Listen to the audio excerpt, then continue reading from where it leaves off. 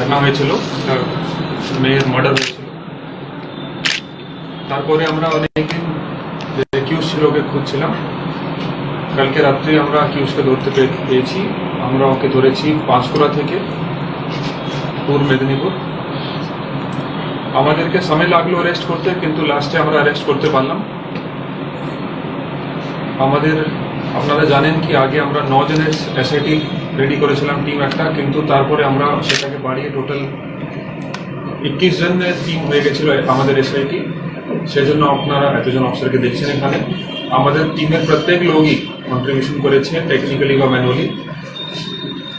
যেটা আমরা জানতে পেরেছি ঘটনা কি জন্য হয়েছিল, যেটা আমরা আগে বলেছিলাম, এটা পার্সোনাল ম্যাটার ছিল। মেয়েটির ওই ছেলেটির সঙ্গে রিলেশন ছিল।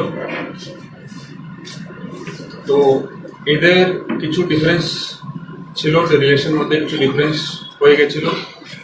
সেই জন্য ওই দিন যে ছেলে ছিল ওই মেয়েটির কাছে গেছিল, তখন ওদের আবার কোনো একটা এটা দেখা করছিল। নিজের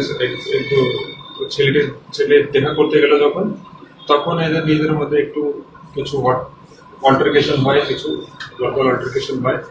তখন ছেলেটা রেগে মেয়েটিকে মার্ডার করে দেয়।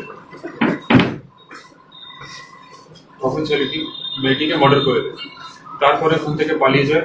আমাদেরকে একটু সময় লাগলো, কিন্তু আমরা লাস্টে ছেলেকে ধরতে পেরেছি। অ্যান্ড এখন আমরা ছেলেকে কাস্টাডি নেব। কাস্টাডি নেওয়ার পরে আমরা যে অফেন্ডিং ওয়েপন আছে, যে ধারালো অস্ত্র দিয়ে মেয়েকে মার্ডার করেছি, সেটাকে রিকভার করব।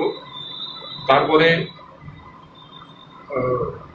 যে জামা वगैरह পড়েছিল ছেলে মার্ডার করার সময়, বিয়ারিং এ ব্যারেল যেটাকে আমরা বলি, কেন আমাদেরকে অ্যাজ এন এভিডেন্স সেটাও সিজ করতে হবে, সেটাও করবো। আশা করছি কিছুদিনের মধ্যে সব করে আমরা তাড়াতাড়ি চার্জশিট দিয়ে এটার কাস্টাডি ট্রায়াল করার চেষ্টা করব। অ্যান্ড আমরা চেষ্টা করবো কি ছেলের ম্যাক্সিমাম পানিশমেন্ট পায়। এখন যদি আপনার কিছু কোশ্চেন থাকে। ছেলের নাম অজয় টুডু। ছেলেকে ধরা হয়েছে পাঁশকুড়া আন্ডার পূর্ব মেদিনীপুর ডিস্ট্রিক্ট। আমি একটা কথা বলতে চাই, এক্সট্রা এডিশনালি বলতে ভুলে গেলাম কি, আমার প্রফেশনাল লাইফে লাস্ট 6 বছরে আমি এরকম কেস দেখলাম না যেখানে এত জেলা ইনভলভ আছে এক ছেলেকে ধরার জন্য। আমি স্পেসিফিকলি বলতে চাইবো আমার ধন্যবাদ টু পূর্ব মেদিনীপুর পুলিশ, পশ্চিম মেদিনীপুর পুলিশ, ঝাড়গ্রাম পুলিশ। এরা সবাই আমাদের হেল্প করেছে, সবার কন্ট্রিবিউশন আছে। স্পেশালি পূর্ব মেদিনীপুর পুলিশ খুবই প্র্যাকটিক্যালি কাজ ওখানে করেছে, ছেলেকে অ্যারেস্ট করার জন্য আমাদের খুবই হেল্প করেছে। এটা ছাড়া আমার যত এখানে অফিসার আছে, সব অফিসার এখানে নেই, কিন্তু এখনো কিছু টিম আমাদের বাইরে আছে। আমরা এই যে জেলার নাম বললাম, এটা ছাড়াও আউট অফ স্টেট অলসো, কেন ছেলে আর মেয়ে ব্যাঙ্গালোরে কাজ করতো। আমাদের ব্যাঙ্গালোরে দুটো টিম ছিল, ওরা ওখানে ছিল, এখন অব্দি ফিরতে পারেনি, ওরা অন ওয়ে আছে। তো এর মধ্যে আমাদের প্রচুর এফর্ট লেগেছে। অ্যান্ড এখন আমাদের যেটা টার্গেট আছে, আগে বলছি কি, প্রপার ভাবে চার্জশিট করে উইথ প্রপার এভিডেন্স আমরা কাস্টাডি ট্রায়াল করবো।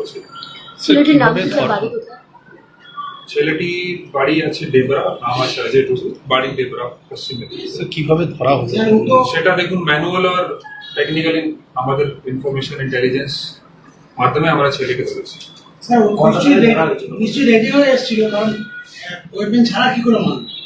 দেখুন ছেলেকে এখন আমরা কাস্টাডি নেব, আশা করছি ডিউরিং কাস্টাডি পিরিয়ড। গত রাত্রে লেট নাইট এখানে এসছে, এখন কাস্টাডিতে নিয়ে তারপরে ফার্দার আমরা ইন্টারোগেশন করবো যখন ছেলেকে। তারপরে যখন যেরকম আপনি বলছেন যে আমরা এই যে ওয়েপন আছে সেটাও রিকভার করবো। ওখান থেকে নিয়ে এসেছিল বা এখানে এসে কিনেছে, এসব আমরা ডিউরিং কাস্টাডি পিরিয়ডই জানতে পারবো। কত সময় তাকে 7:30, গত রাত্রি 7:30 পূর্ব মেদিনীপুরে ওকে ধরা হয়েছে। তারপরে এখানে প্রপার পেপার করে আমরা এখানে নিয়ে এসেছি ওকে। কত বছর ধরে ছিল?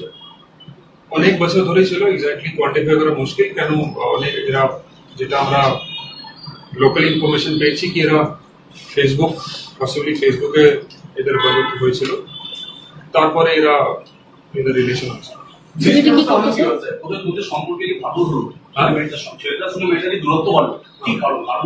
সেটা এখন এই মুহূর্তে বলা উচিত নেই। ছেলেটার বয়স in the interest of investigation এখনই বলা উচিত। ছেলেদের কি কোনো জয়েন্ট অ্যাকাউন্ট ছিল ব্যাংকে?